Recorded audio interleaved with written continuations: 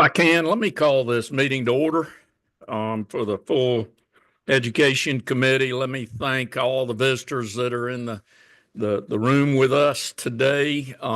Members, thank you for your presence, hard work. I know we've had a long week, and thank you for your willingness to stay here, as I know you want to get back with your families as soon as possible.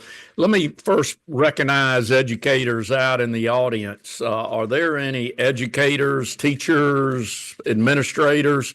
Hold your hand up.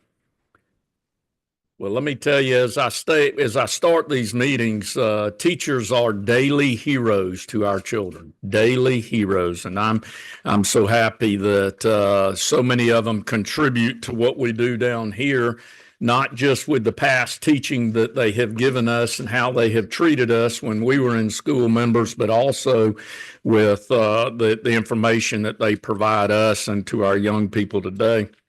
Let's open in prayer, and I'm gonna call on Chairman Dubnik, if you would, and then thank you for your efforts too on helping get us lunch here so that we could have the fuel we needed to get the work done. But I'll ask you for both recognize that and prayer. Thank you, Mr. Chairman. Those that have provided the food are grateful of everybody coming over here, and we're hopeful that would allow expedient passage across the street. So if with that, we could pray. Lord God, I just thank you for this day, Lord. I thank you for allowing us to gather here to do the work on behalf of the people of Georgia.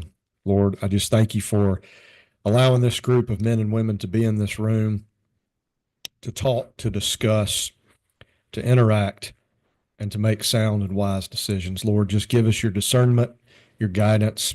Give us wisdom to make the decisions that are pleasing to you and are in the best interest of the people of Georgia. Lord, I thank you for this food, the hands that prepared it, those that brought it to us, and the ones that brought it up out of the ground. Give us traveling mercies as we go home. We ask all these things in the name of Jesus the Christ. Amen. Amen. Thank you, Chairman, that very much. And author of the bill, if you would, I'm going to turn it over to you, Mr. Chairman. And if you would begin by reading the LC number and stating to us if this is a sub or not.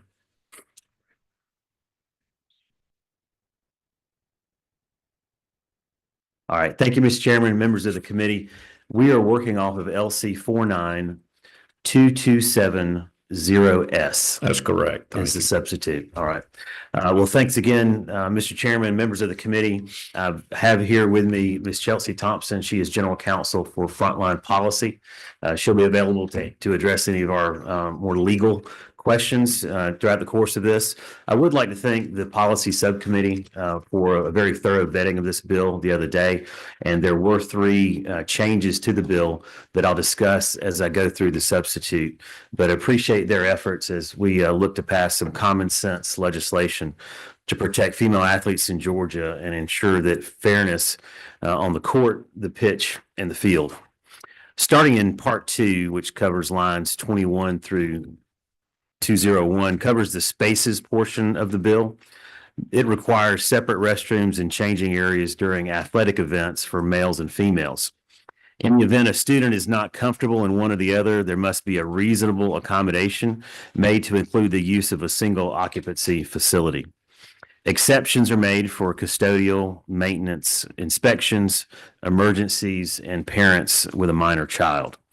These requirements also apply to overnight trips associated with athletic events.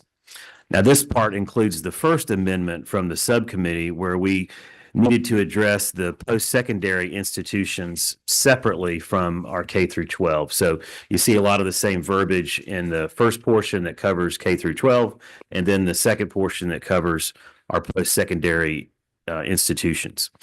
The enforcement mechanism is also covered in these sections.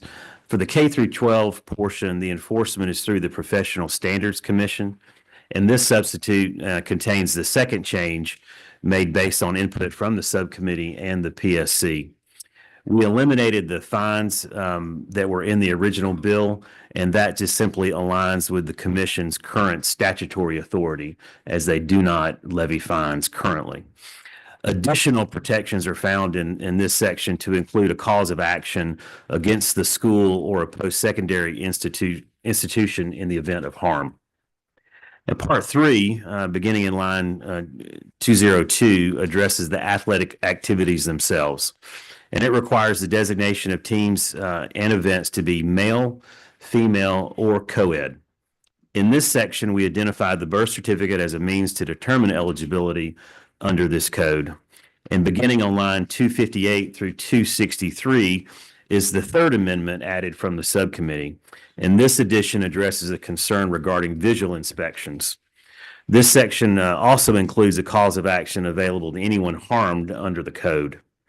The remainder of the bill, which is kind of the bulk of it in terms of number of pages, addresses updates to various code sections that reference gender and replaces that word with the word sex. This will allow more detailed and accurate collection of data across our state agencies. Now, with that, Mr. Chairman, that's again the highlights of the bill to include the three changes that exist in the amendment. Great. Thank you, Chairman, for this. I think I fully understand the substitutes. Good job of explaining that. What I'm going to do, I'm going to just continue if I can. Don't want you to get far from the podium, but what I'd like to do is ask the speaker, would he come up and allow him some comments within your section there, Chairman Bonner. And but again, I'm going to ask you, Chairman Bonner, don't go far because we will open up for questions. Chelsea? Both of you stay close. Thank you, sir. Well, what we will do, Mr. Speaker, thank you for your presence and willingness to come in here today and discuss with these members, and I'll turn the microphone over to you. Well, thank you, Mr. Chairman. And thanks to the members of this committee. Y'all really been putting in some hours on some very important issues over the last week since we've been in session, and it's very much appreciated. I can tell you that. Thanks for doing your jobs. That's what we're doing. We're doing our jobs. So, but I want to say good afternoon to all of you and wish you safe travels home when y'all conclude this meeting. I hope that's what you'll be doing to go and be home with your families. And but just to all of you again, saw you this morning. It's always good to see a committee hard at work. You know, it's been a good day, a really great day to be in Georgia. A little nippy and cool outside, but very nice inside, but a beautiful, clear day. So it is a good day to be a Georgian. And I think we all know that. And Chelsea, we appreciate your work, what you've been doing and your input. Mr. Chairman, I know you've been working hard. I know this is a passion of yours. It has been, and believe that you're moving things forward, and that's most appreciated. And what I believe, y'all, is just here in a few moments, it's going to be an even better day here in Georgia because we're going to ensure that every young woman and girl and all the girls across this state are provided with an opportunity to participate in fair and safe competition. Some of you may have noticed this morning, there were a group of young people paging this morning. A couple of them were my special guest on the floor this morning. One of those young folks that paged for me today is my granddaughter, one of my granddaughters. I'm blessed to have 4 granddaughters, very blessed to have 4 granddaughters, and they're the reason why this issue is so very, very important to me and so very important to Georgians and people across the entire country. It's simple, just good common sense to me, as the chairman alluded to. Biological men have an undeniable and scientifically proven advantage against women when it comes to athletic competition. In this bill, the Raleigh-Gaines Act simply levels the playing field, ensures that our daughters and our granddaughters are not robbed of their opportunity for fair and safe competition. We'll hear from a young woman, I think, here in just a moment.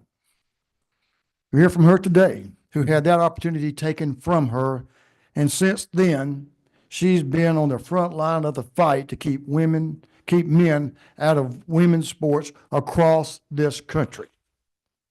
Riley, thank you for your bravery. Thank you for your passion and dedication to this cause. And thank you for being with us today. I think she's about to be with us, Mr. Chairman. Yes, sir. If that's the case, I'd like to turn it over to her, if that's agreeable with you. Fantastic. At this time, I believe, we're going to get media, and I think you'll be able to see members, her on the media services up here. But Riley Gaines, are you with us? I am here. Yes, sir. There you go. We're going to turn the microphone. First of all, thank you for being here today and willing to communicate with the members here on this topic. And we'll turn it over to you, Riley. Well, thank you. Thank you, Chairman and members of the committee, for the opportunity to testify today in support of HB 267, which I am very proud and really honored to lend my name to in the fight to reclaim the English language and, of course, to save women's sports. My name is Riley Gaines. I am a 12-time NCAA All-American, a 5-time SEC champion, actually the SEC record holder in the 200 butterfly, making me one of the fastest Americans of all time, and a 2-time Olympic trial qualifier. Many of you may know my story, which became national headlines because of an incident right there in the capital of Georgia in Atlanta nearly 3 years ago. On March 17th of 2022, my teammates and I, as well as female swimmers from universities around the country, were forced to compete against a male named Leah, formerly Will Thomas. He was allowed to compete in the women's division after competing as a member of the University of Pennsylvania men's team for the 3 years prior. We watched on the side of the pool as Thomas swam to a national title in the 500 freestyle, beating out the most impressive and accomplished female swimmers in the country, really that this world has ever seen, including Olympians and American record holders. And I think it's important to keep in mind that previously Thomas had been ranked in the 400s nationally at best in the men's division. When I raced Thomas in the 200 freestyle at that national championships in the Georgia Tech pool, it almost impossibly enough resulted in a tie, meaning that we went the exact same time down to the 100th of a second. But of course, having only one trophy and not necessarily accounting for ties, the NCAA handed the trophy to Thomas and told me I had to go home empty-handed. And when I asked the dreaded question of why, the question no one dared ask all season, the NCAA relayed to me that they had been advised that it was necessary. Thomas was holding the trophy when pictures were being taken. Of course, I was shocked. I felt betrayed. I felt belittled. I felt like we had been reduced down to a photo op, but my feelings didn't matter. I can wholeheartedly attest to the tears that I saw from girls who missed out on being named an All-American by one place. I can wholeheartedly attest to the extreme discomfort in the locker room when you turn around as 18, 19, 20-year-old girls and you see a naked man who is fully exposed, fully intact with male genitalia, just inches away from where we were simultaneously fully undressed. I can attest to the whispers, because that is what they were. They were whispers of anger and frustration from girls who, just like myself, had worked our entire lives to get to this moment, only to have to compete in what felt like an SNL skit or a South Park episode. And I can wholeheartedly attest to the fact that around the country, female athletes, or women more broadly, who protested the inclusion of Thomas in the women's division were threatened, we were intimidated, we were emotionally blackmailed into silence and submission. By allowing Thomas to join the women's team and compete in women's collegiate meets, the University of Pennsylvania, the Ivy League, and the colleges and universities, including Georgia Tech, that hosted Thomas at these meets, prevented women from competing at all, subjected female swimmers to a loss of privacy and dignity, inflicted emotional harm on female swimmers, and suppressed our free speech rights as female athletes to advocate for our own rights. Allowing men to compete in women's sports, of course, it's unfair. We have fought for our spot on the team. We have fought for the opportunity to compete. It's unfair because of these stark athletic differences between men and women, where the severity of potential injury at the hands of a male athlete is immense, and where opportunities and resources for women are already extremely scarce. Schools must not be allowed to continue discriminating against female athletes, and where they have discriminated, they must be held accountable. But thankfully, we are making progress as a country, but Georgia still has a responsibility to codify sex-based words in a law that keeps men out of women's sports. The Riley Gaines Act achieves both of these objectives In fact, it actually goes a step further by replacing gender with sex when improperly used throughout Georgia code to ensure that no judge, no unelected bureaucrat can misinterpret your statutes. I urge you all to pass the Riley-Gaines Act and stand with over 5 million women and girls in Georgia. It is time Georgia defines what a woman is and protects its female athletes. Thank you, guys. Great, thank you, Riley. Appreciate your participation and communication to us here. Mr. Speaker, I'll turn it back over to you for a moment, if we can, to you, and then Chairman Bonner will come back to you also. Thank you, Riley. Absolutely, Mr. Chairman. Riley, it was what a great honor and pleasure to meet you at the White House when the president signed the executive order protecting women in sports and ensuring that there's a level playing field, bringing common sense to this issue. And I'm so proud of the work that Chairman Bonner has done and this committee is working on, and look forward to working to ensure to do just what you said. Make sure here in Georgia, we've codified these protections for our female athletes, for my grandchildren and for your daughters and your granddaughters, and for generations to come, to make sure Georgia is a place that respects the difference between men and women, and make sure we protect our women's athletes. So with that, Mr. Chairman, thank you. Thank you, Riley.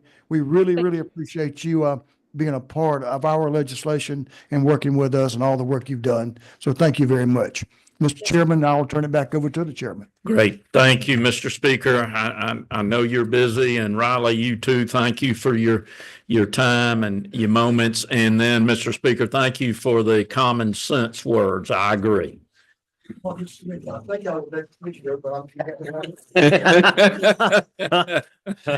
Always. And then on the author of the bill, we will turn the podium back over to you, or the mic ability there, and let you close out with your presentation of your bill, Mr. Chairman.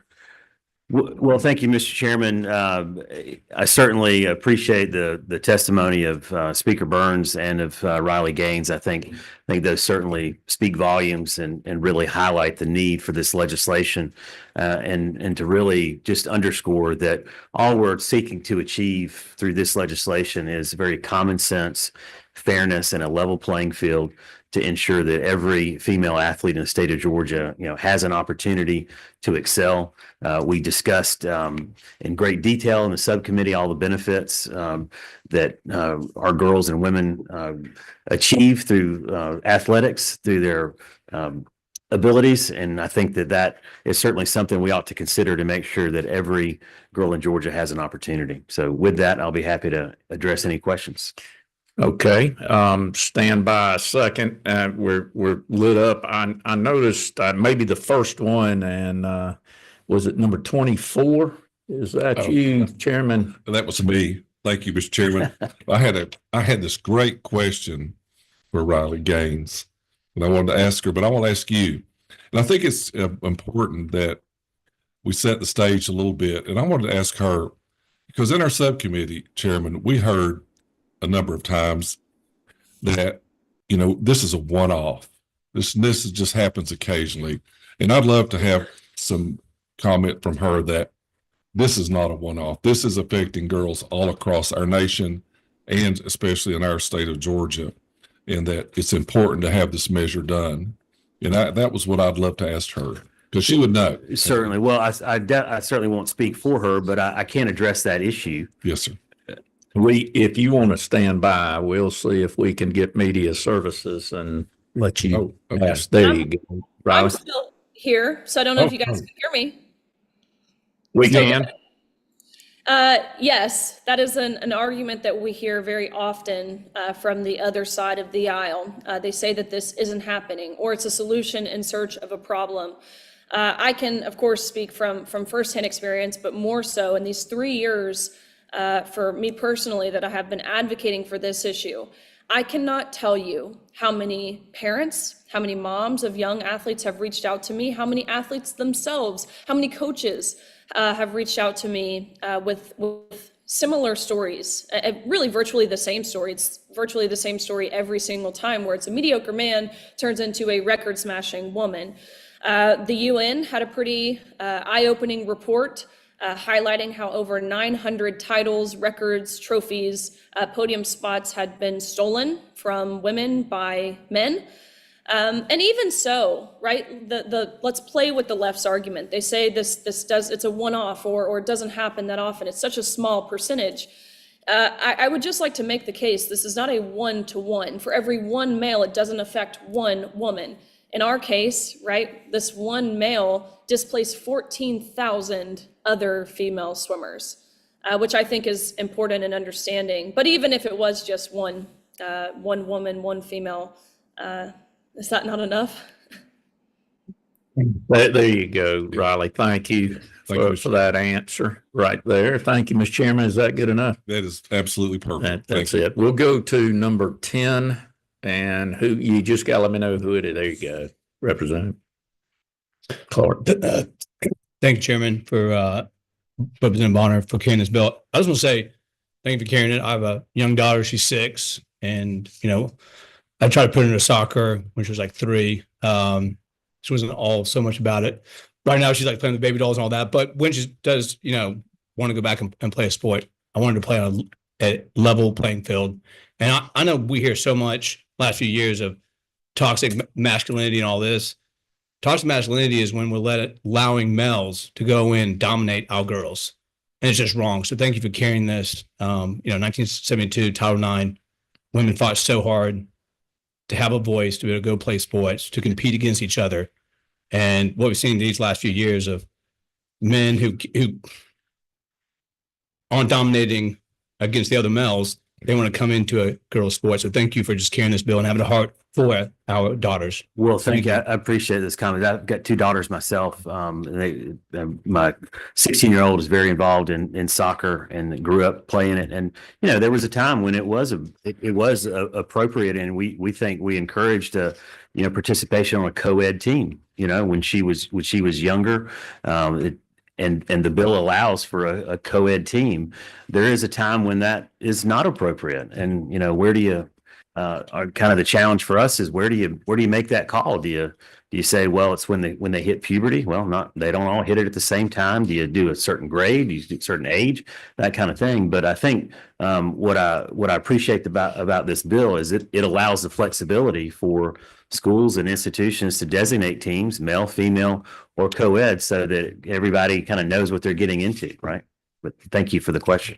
Thank you. We're going to keep working around the Christmas tree here. Number 3, is that Representative Wilkins? Yeah, thank you, Mr. Chairman. I do have a question on the section dealing with the locker room, and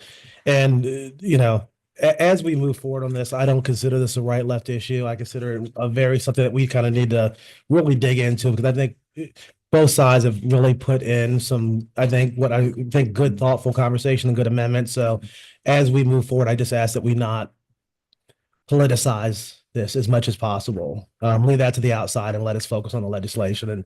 And I think you've done a great job of that.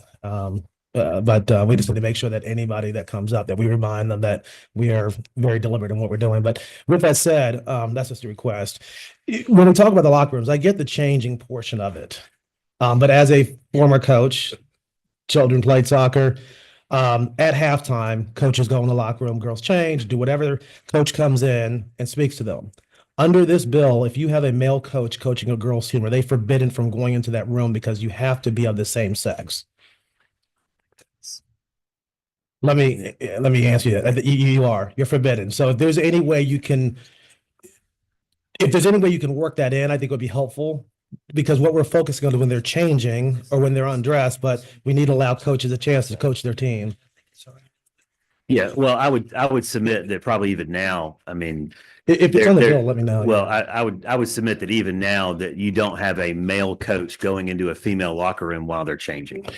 No. This says at all. Under this bill, is my understanding, and unless I missed it, under this bill, you can, once you designate it as a female, so like I brought up McEachin High School, we have clubhouse, we have the different facilities. So at 5:30, girls play, 6:30, boys play, or whatever, 7:30. Once you designate it as a female locker room, no person of the opposite sex can come into there because it is designated as a female locker room. And I get that.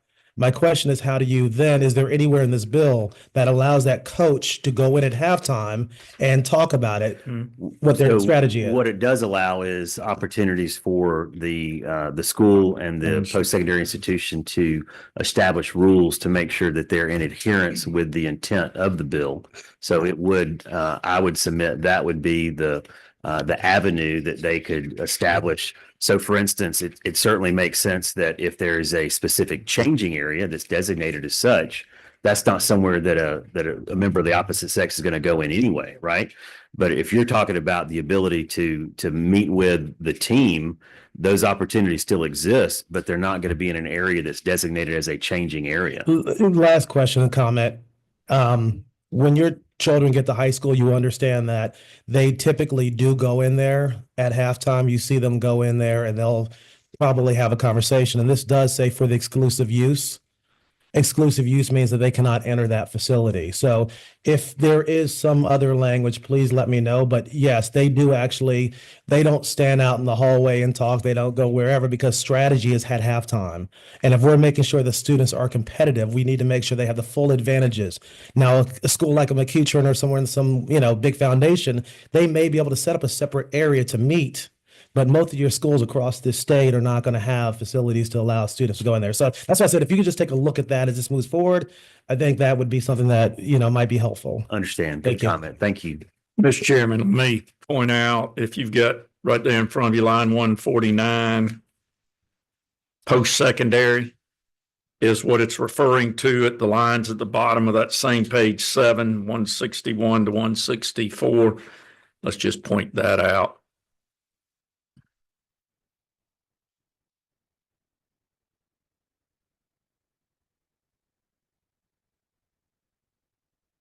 But for post-secondary. And then if you did consider any other changes or potential change, line 67 through 71 right there. But I think that'll help clear some of this in the reading up within the bill. And then if there were the potential of a change, we would look in those lines 67 to 71, if there was potential for change. Just trying to guide you to that if there was that. But we did want to point out the line 149, we're talking about post-secondary there. In those bottom lines. The level. Post.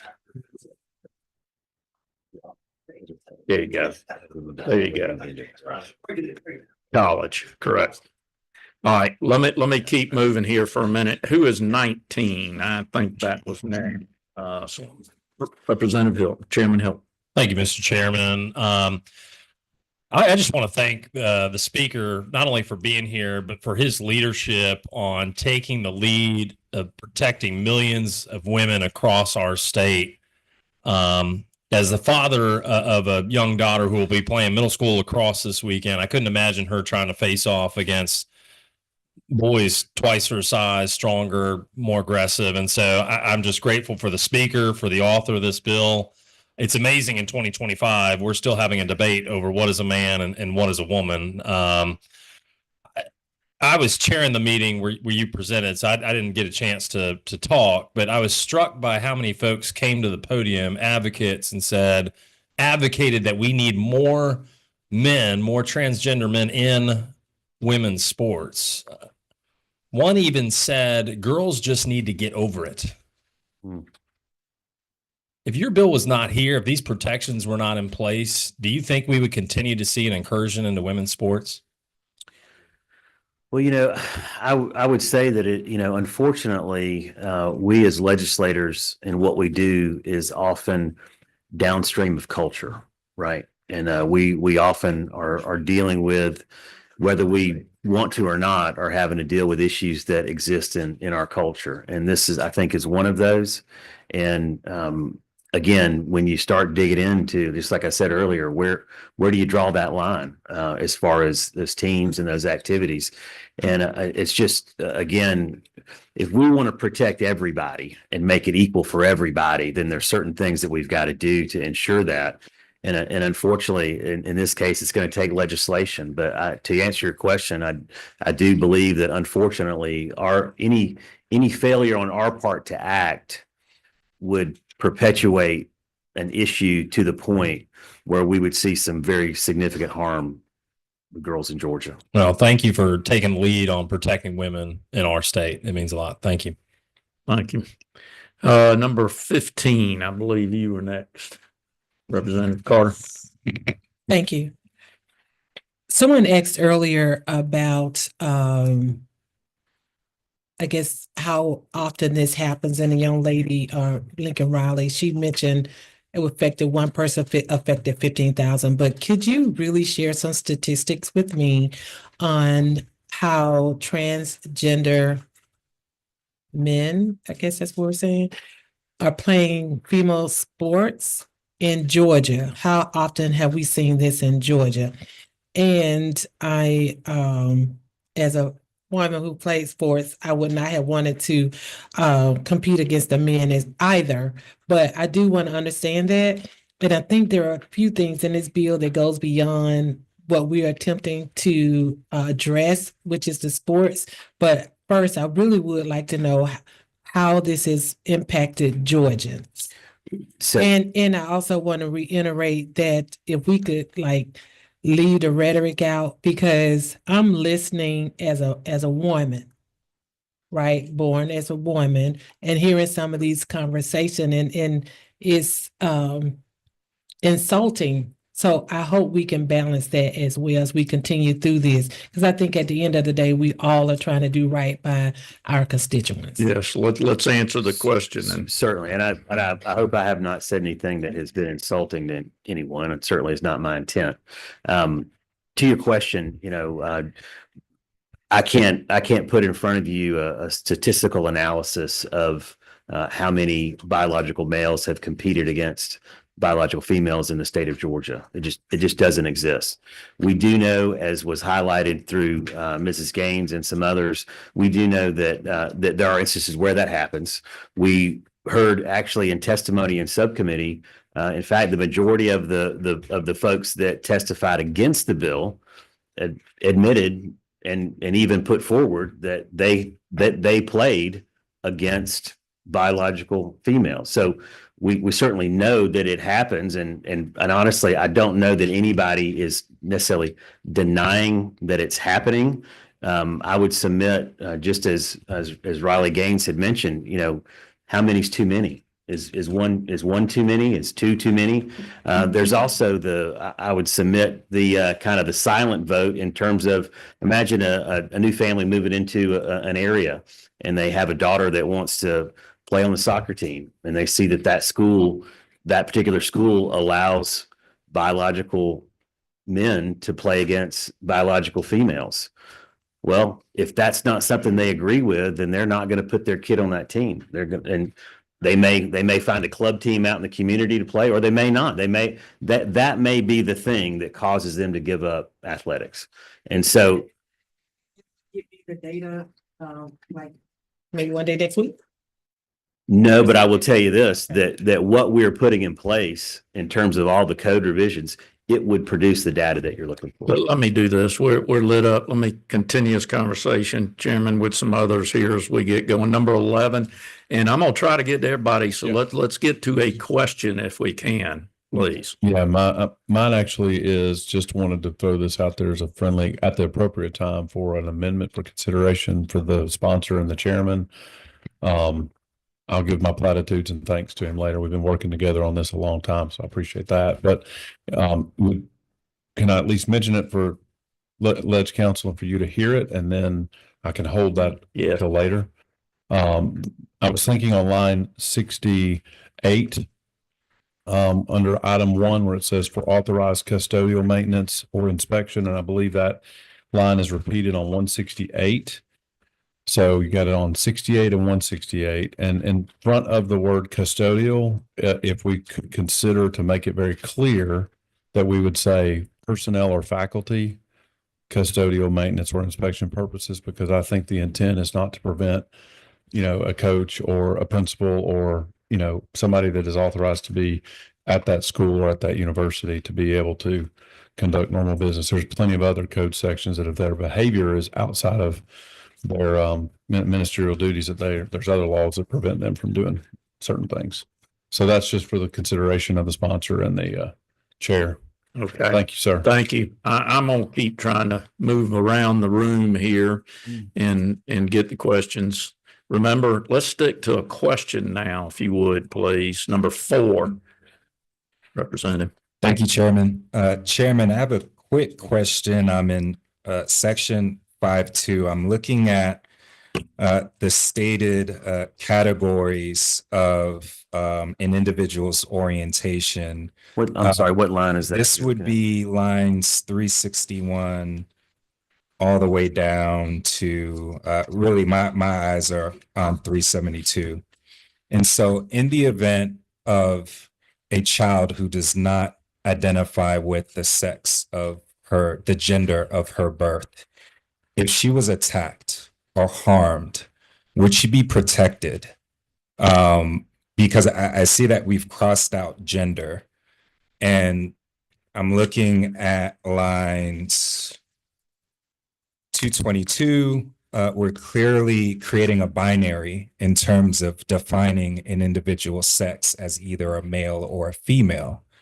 And so it's a bit inconsistent, because if a child doesn't identify by the gender of their birth, would they be protected if they were attacked because of their gender? I'm just going to speculate or venture to say that if a trans child was attacked, they wouldn't be attacked because of their sex, being a male or a female.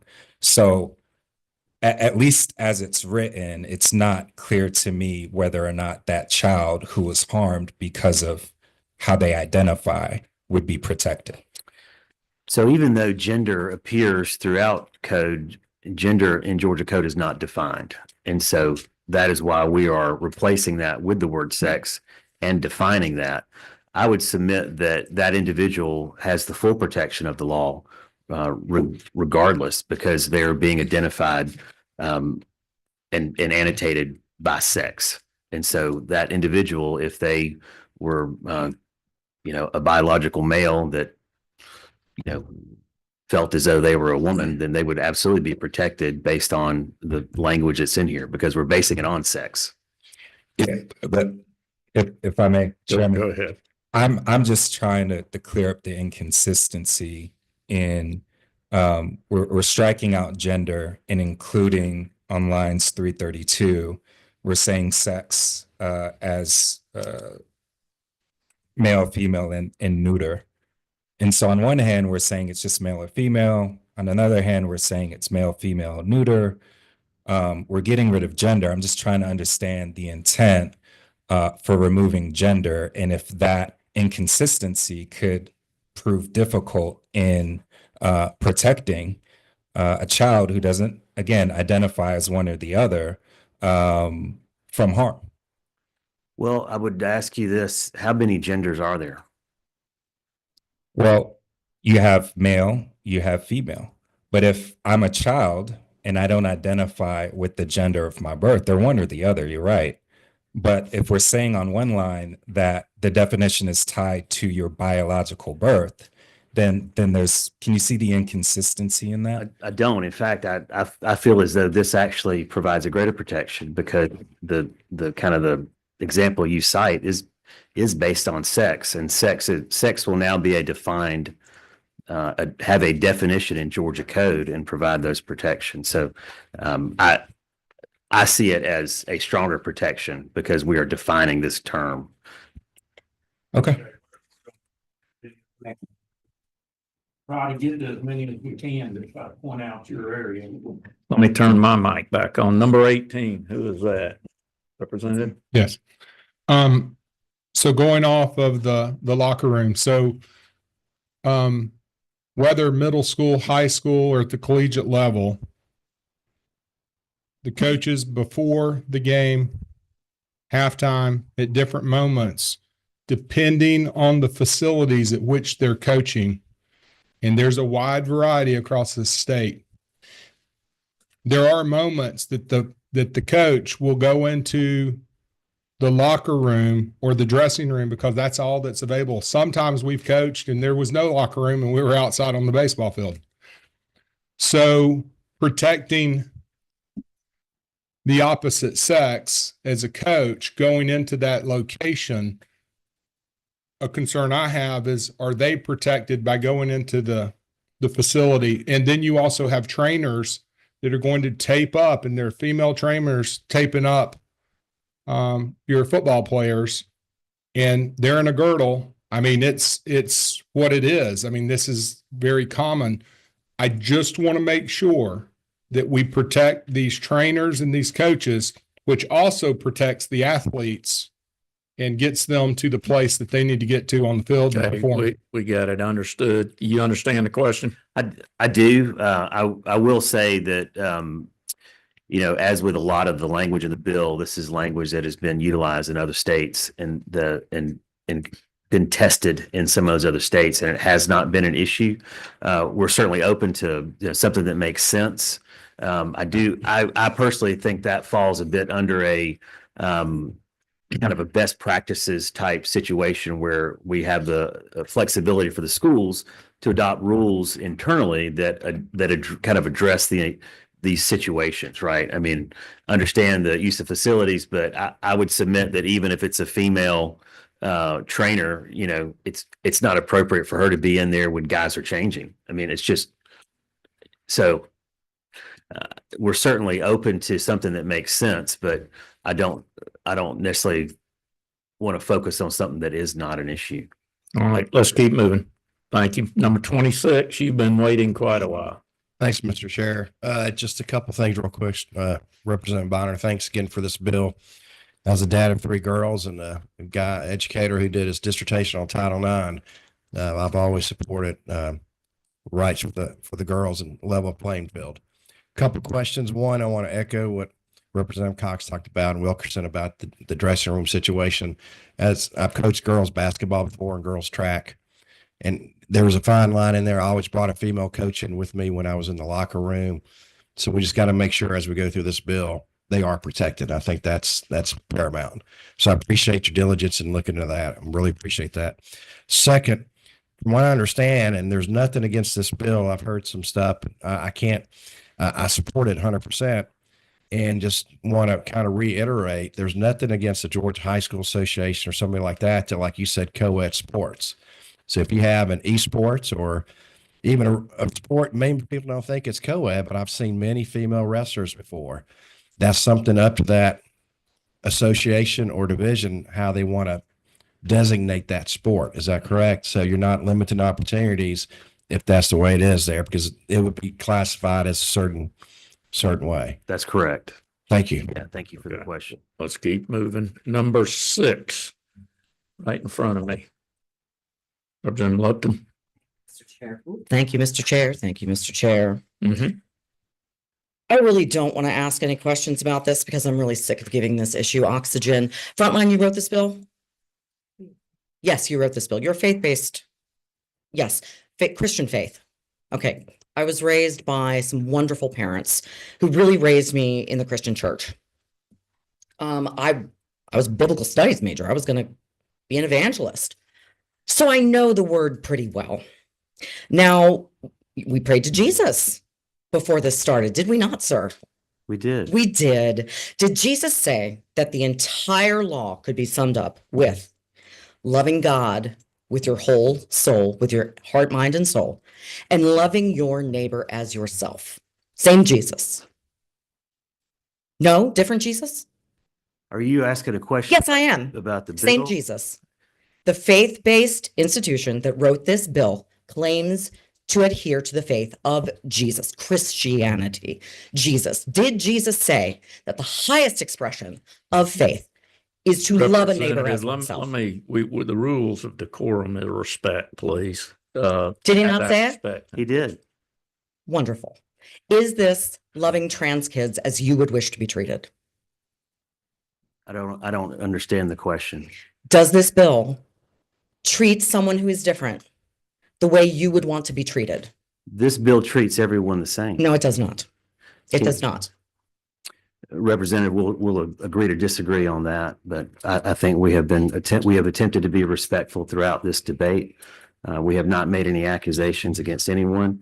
Nowhere in any of my presentation or throughout the bill did we single out any particular individual at all. We seek to provide fairness for all girls in the state of Georgia. Is the gospel about fairness? Are you wanting to debate the Bible? I can debate the issue of grace because this is written by a Christian organization. Well, to be very clear, Representative, and I'll We'll give you about 5 seconds to answer, absolutely, Chairman. I'm gonna cut you off. but to be very clear, this bill went through the process of input from a number of groups, went through the legislative council process. Okay, that's went through long the enough. committee Thank you, Chairman. process. We'll It is move- now we're being gonna move debated, on. and my name appears on this bill. There you go. Thank you. All right, we're going to number 12. And folks, we need to make sure we stay respectful. And also that if we ask you to stop, please stop. You got it. Just a very quick comment. Thank you. In 5-2 on line 362.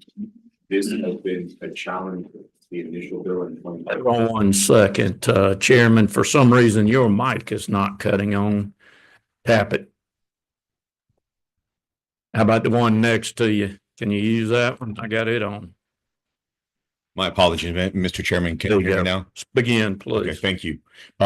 First and foremost, can we come off with something quite, I'll say, contentious? I just want to say thank you to the bill sponsor for line 361 and 362. Since 2020, this has been a challenge with the words "it appears" and the fact that you put in reasonable suspicion. I think we, as individuals, I think as representatives, we should appreciate that change in terms of what has occurred within this bill. So I want to thank the bill sponsor.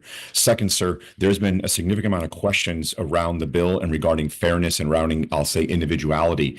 And I would like to just give you not necessarily a complete comparison, but maybe a possible comparison.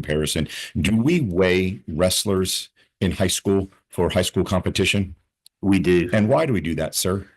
Because we recognize that different weights provide different advantages, and having someone that weighs more against someone that weighs less is a decided advantage. So would it be fair to say that you couldn't give me a documented case of a heavyweight wrestler wrestling in the 129 weight division in the most previous GHA wrestling tournament? That's correct. So wouldn't it be the same to say here, sir, that we are basically putting a prophylactic onto this to ensure the same fairness we do with wrestling, the same fairness we do when we weigh a shot at the track event or we weigh a discus at the track event? Aren't we just ensuring fairness so we don't be able to point to an example where there was an unfair activity?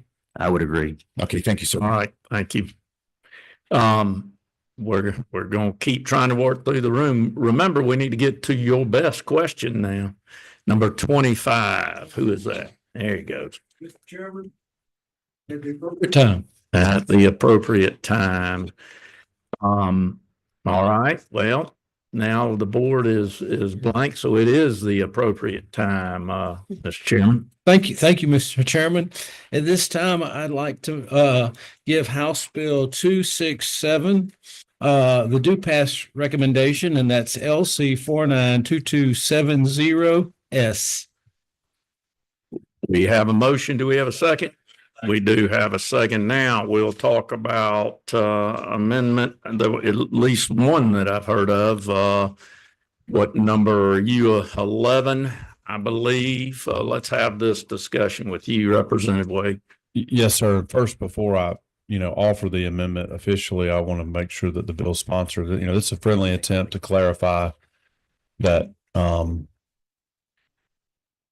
if there is a faculty person or an administrator, et cetera, that are, on duty in their ministerial role, that just like you have acknowledged that there may be a reason for custodial staff, et cetera, from those lines, I think 168, custodial maintenance or inspection purposes, that we're not limiting a reasonable person's thought process as to allowing a coach to go in at an appropriate time. But I don't want to offer the amendment if the sponsor is not comfortable with adding either faculty or personnel. We'll let him respond and move from there. Yeah, so we're just trying to think through how broad to make that. I mean, we certainly understand the intent of the question to ensure that those that are a part of the team, but if we can find a way to make that very specific and exclusive to that particular team, so not just say a coach, right? So that the Right. baseball coach can have access to the football.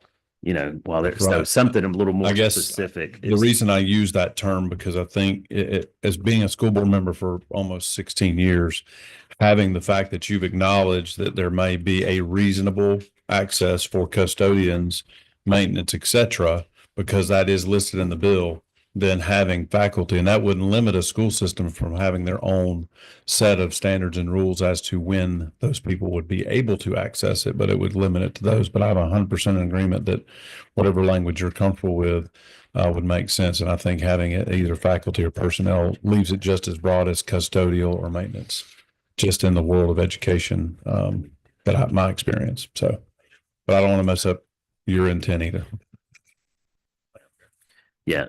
Well, I would maybe ask a question of legislative council just to if authorized coaching staff, if that would be an appropriate.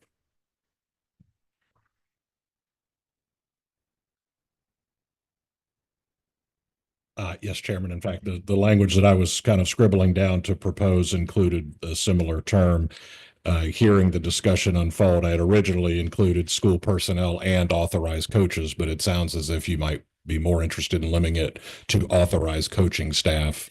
You could further limit it with language to the effect of for purposes directly related to participating in the athletic event.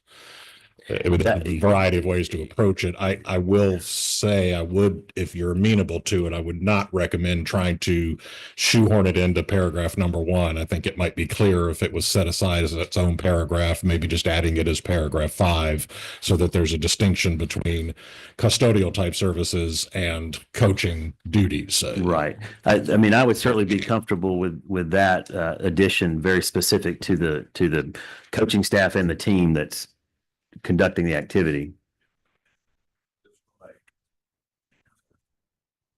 You're on. My wife's an assistant principal, and so her coaches literally require her in certain circumstances in her role as a high school administrator to be functionally available to enter in those rooms during half times if there's an incident. So if there's a parent, there's been an injury, for example, she may actually be designated to go in there while the game is still going on. So I really think. Well, I do think that's covered under the inspection purposes. Okay. And then also to render emergency medical assistance. I think that. Hold on one minute right here. I think we had this one was up first on this conversation, number 18. Okay, so just an idea, if you can hear, playing off of what you said, floor leader. So authorized coaches, that could include community coach that's approved through an association.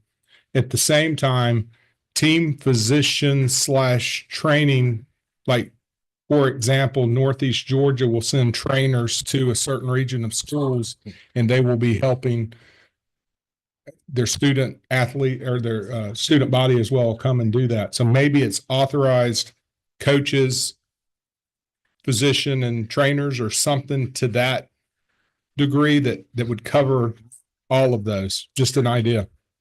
Well, again, so I would again ask the question of Ledge Council if training personnel, in my mind, that falls under coaching staff. I mean, but if the thinking is we need to specify that, I would certainly be comfortable with coaching and training staff to cover those areas.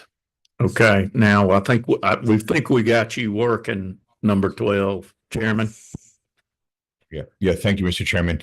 So thank you, Representative Cox. I was concerned about what your concern was in terms of the broader staff to support the team. My last question, is it okay if I ask another member a question to help with this question? Mr. Chair, and that's this to Representative Townsend. Okay. You made a point that I think is salient here, and I understand as a male myself, you said, and I bring in a female staff member with me when I was going into the girls' locker room to do your coaching. Is this amendment, I think that's a salient discussion point. Is this amendment covering that? Yes. Okay. Hold on. Are you 26? So it's okay. Yes, sir. Based on what Representative Cox just said, depends what Ledge Council describes back. I think you're covering it with coaching or training staff. A school can assign another staff member as part of the coaching staff to cover this. So if there's I hate to say team mom, but if somebody who kind of helps the coach take care of the team, they can be assigned to that coaching staff with no salary or whatever else. So I think that would cover it personally. When I coached girls basketball, I never walked into a dressing room without a female coach with me or female administrator. Let me remember, we're talking about this amendment now. And Representative Wilkinson, I think your button's flashing. Thank you, Mr. Chairman. Do we have the amendment yet? Are we still kind of just, We're, because I do want to lend my voice to the authorized coaches and trainers, because we do want to make sure we include community coaches. I don't think we can use, and they're not staff. And I don't think it will be practical a lot of times. Just thinking through my high school experience with my daughter, the coaches were both male. It's hard enough to find a soccer coach for girls, to be honest with you. And if there's two males that do it, God bless them. But I think we just need to make sure that we tighten that up if we can. And I appreciate all the conversation. Well, is what we discussed so far, does that kind of addressing your concern? I heard a lot of discussions. I want to make sure, as long as it includes authorized coaches. We're talking about coaching and training staff. Well, it can't use, when you use your staff, your community coaches are not staff. So, but they're coaches. They're coaches. So yeah, authorized coaches, you're saying comma staff. Correct. To cover the trainers that are taping the ankles and all that kind of stuff. That makes sense. Yeah. Okay. Yeah. okay, let me do this, Representative Wade. Let me ask you to state your amendment, and if you need legislative counsel, we'll allow that too. I am a floor leader in need of legislative counsel's language. All right, floor leader, we are going to let your mic go off, and we're going to go over to number 13. Thank you, Mr. Chairman. I would recommend on line 71, deleting or at the end of line 71, at the end of line 73, replacing the period with a semicolon or, and after line 73, inserting paragraph number 5, the performance of official duties and responsibilities by authorized coaches and trainers for purposes directly related to the athletic event. What I'm going to ask, And that will be repeated in the post-secondary section. I just wanted to make sure you like the language before we get to that, I'm going to ask you to repeat that one more time, legislative counsel, for everybody's purpose. Representative or floor leader, Mr. turn your Chairman, microphone on. Mr. Chairman, if the bill sponsor agrees with legislative counsel, I'd like to make that in the form of a motion with the language and the lines that he just referenced. We're good. Yep. Okay, but I do want it repeated, Okay. please. So we would strike these or at the end of line 71, we would insert a semicolon and or at the end of line 73. And after line 73, we would insert paragraph number 5, the performance of official duties and responsibilities by authorized coaches and trainers for purposes directly related to the athletic event. Thank you. And I'll turn. Yes. And you have stated this needs to be repeated. Correct. In the post-secondary line. So similarly, and the lines line up, At the end of line 171, I would delete or. At the end of line 173, I would insert or replace the period with a semicolon or, and then after line 173, insert paragraph 5, the performance of official duties and responsibilities by authorized coaches and trainers for purposes directly related to the athletic event. Mhm.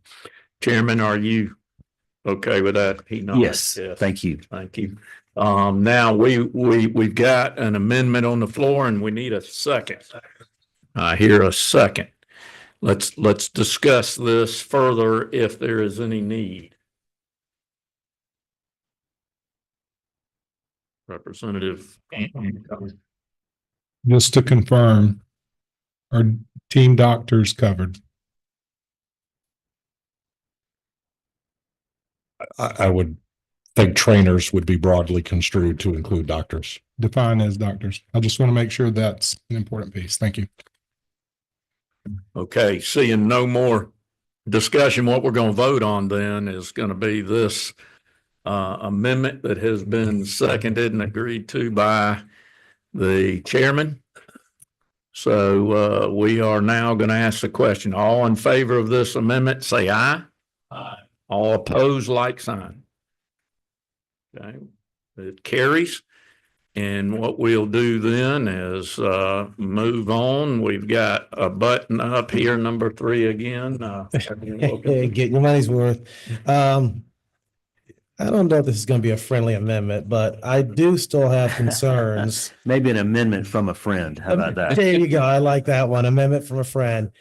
To my colleague's point, on line 372, I know the intent earlier is kind of remove gender, but my concern is that we will still, that I would like to remove this strike through on gender. And I say that because attacking someone that's a trans person and a trans individual will no longer have the protections under the hate crime legislation according to this. I know when we passed, we did not include sexual orientation. That's still not included, but the way someone appears, you walk out of a bar, someone says something to you and you think they're hitting on you, whatever, you beat them up. That is technically you're beating them up because they are not who they appear to be. You're not beating them up because they're a female or male. And so I would prefer to remove that strike through on the gender if the author, who is my good friend, so agreed. So I appreciate the request. I would not be amenable to that change. And to your broader point, we do not believe that any changes that are being made would impact at all the ability to prosecute an individual under that hate crimes bill. Okay. What's that? Yeah, we would need a second on that amendment. Unless you want to withdraw it from not being friendly. Second, yeah. Okay. Did I hear another second? There we go. We do have a second on this amendment. Let's have discussion on it then.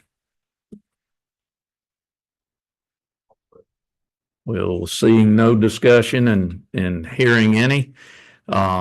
Let's state that amendment one more time to the whole crew. Yeah, the amendment would be on line 372 to remove the strike through on gender and to leave where it is and where else? And then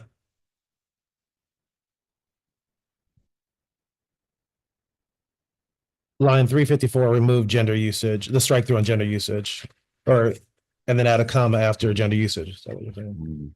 Yeah. Okay, we've got a motion and a second on this amendment. Let's vote on it. All those in favor of this amendment, say aye. Okay. All those opposed, like sign.